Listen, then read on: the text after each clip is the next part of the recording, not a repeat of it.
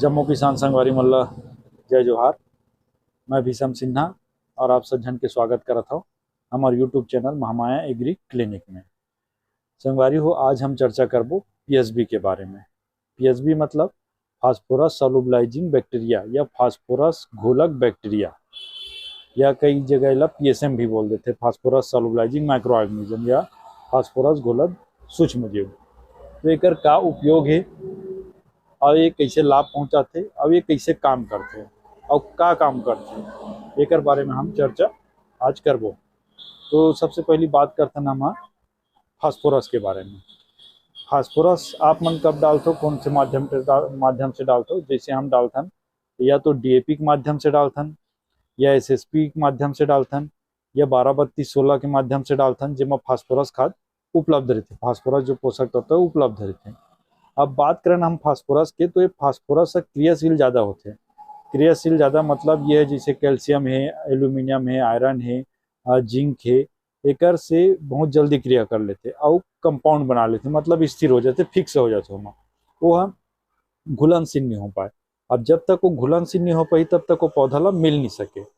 कोई भी पौधा ला या कोई भी फसल ला फास्फोरस खाद या कोई भी खाद हो तभी मिलते जब वो अच्छा से पानी में घुल जाते या पूर्ण रूप से वो घुल जाते।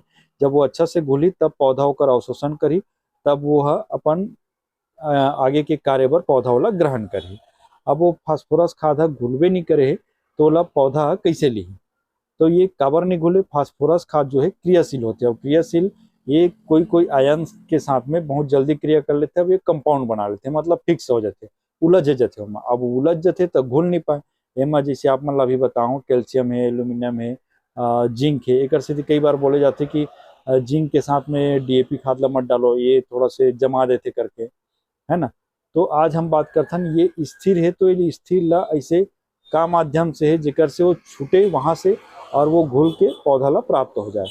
तो ये छूटे कैसे? या तो छूटिए है कोई जमीन के अंदर फास्फेटिक जो तत्व है ओकर माध्यम से छूटी, या तो फिर जमीन के अंदर से एंजाइम क्रिएट हुआ थे या एंजाइम बना थे कोई जीव के माध्यम से तब हुई, या कोई प्राकृतिक रूप से एसिड या अम्ल निकला थे, प्राकृतिक रूप से अम्ल जो निकला थे ओकर अम्ल के माध्यम से जब वो क्रिया करी तब वो फास्फोरस अलग हो या पौधा ला प्राप्त हो।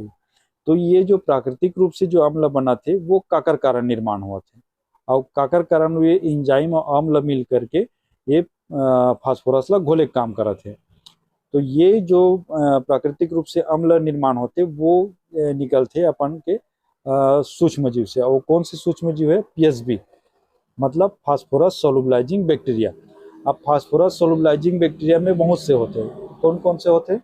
जैसे एक बात करें हम, सूडोमोनास हो गए, बैसिलस हो गए, और माइक्रोकॉकस हो गए, फ्यूजेरियम हो गए, ये मन जो फास्फोरस सोलुबलाइजिंग बैक्टीरिया। जैसे हम एक बैक्टीरिया के बात करते हैं राइजोबियम, जो नाइट्रोजन पर काम करते हैं, है ना, वैसे ये फास्फोरस के लिए काम करते हैं। तो ये जो फास्फोरस घोलक जो बैक्टीरिया है ये फास्फोरस ला जो तत्व से जुड़े रहते वहां से अलग करे काम करते, ये है अम्ल रिलीज करते, वो अम्ल का करते इला छुड़ाए काम करते, तो छुड़ाते तो फिर ये घुलनशील होते, घुलनशील होने के बाद में यह पौधा ला प्राप्त होते और पौधा इला लेके काम करते।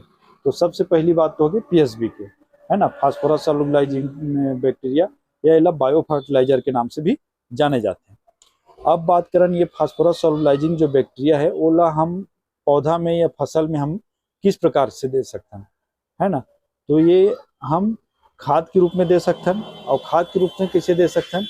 जब हम खेत में बुआई करते हैं तो वो बुआई के करे के समय में हमला फास्फोरस सॉल्युबलाइजिंग जो बैक्टीरिया है ओकर खाद आते, पैकेट आते अलग से, ओला हमला प्रयोग करना है। तो ये प्रयोग कैसे करना है एला बात करते हैं हम। प्रयोग करे के एक तरीका है 3 से 4 किलो पीएसबी जो बैक्टीरिया है या पीएसबी कल्चर है ओला हमला लेना है और गोबर खाद के साथ इला मिक्स करना है। अब गोबर खाद की मात्रा कितना ले सकते हैं? गोबर खाद की मात्रा 100 किलो है, 150 किलो है, इतना गोबर खाद की मात्रा लेना है और गोबर खाद की मात्रा के साथ मिला फिक्स कर देना, मतलब मिला देना है, और मिला करके कम से कम रात भर के लिए छोड़ देना है। और याद रखना है कि ये गोबर खाद जो हम प्रयोग करते हैं वो गोबर खाद में पर्याप्त नमी की मात्रा बने रहे।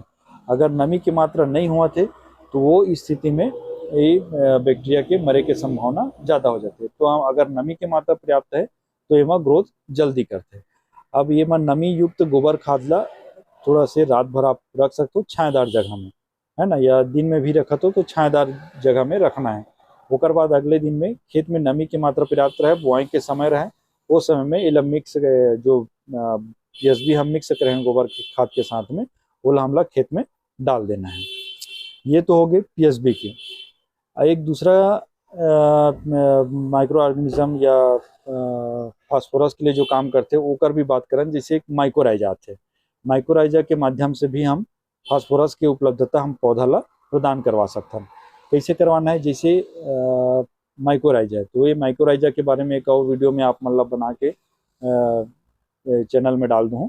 ये माइक्रोराइजा जो है पौधा के जड़ में पाए जाते हैं, या बाद में भी अलग से हम माइक्रोराइजा खाद दे सकते हैं।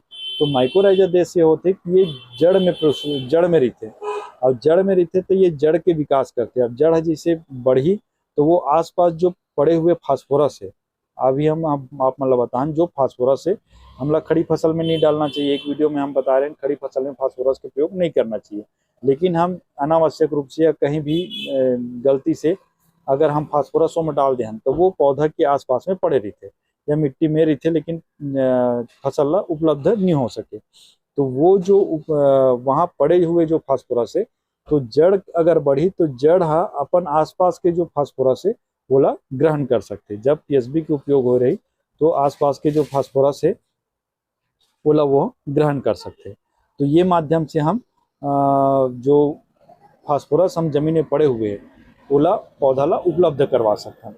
ये हरे फास्फोरस सोलुबलाइजिंग बैक्टीरिया और माइक्रो ऑर्गेनिज्म माइक्रोराइजा। तो एक बारे में माइक्रोराइजा के बारे में एक और वीडियो हम आप मन ला बना के डाल देवो। और ये फास्फोरस सोलुबलाइजिंग जो बैक्टीरिया है वो बैक्टीरिया के हम उपयोग जाने कि कैसे करना है कैसे नहीं करना है। तो ये तो रही संगवारी हो कि पीएसबी बैक्टीरिया के बारे में जानकारी। और अभी आप मन ला एक प्रश्न उठी कि पीएसबी जो बैक्टीरिया है या कल्चर है हम कहाँ से प्राप्त करेंगे, या ये जो बायो फर्टिलाइजर खाद है वो हम कहाँ से प्राप्त करें।